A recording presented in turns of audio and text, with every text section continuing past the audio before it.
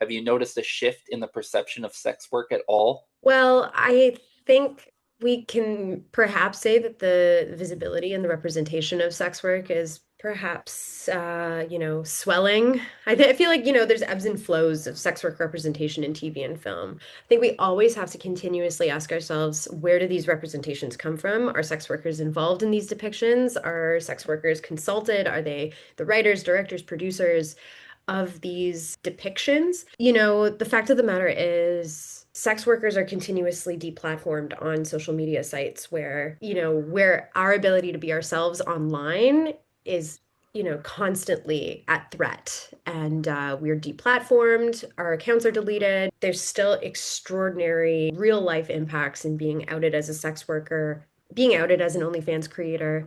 I think like there's a larger awareness that people are doing sex work, but I don't think it's necessarily protecting those people who have perhaps engaged in sex work in the past from being outed in current workplaces that have nothing to do with sex work and risk losing their jobs.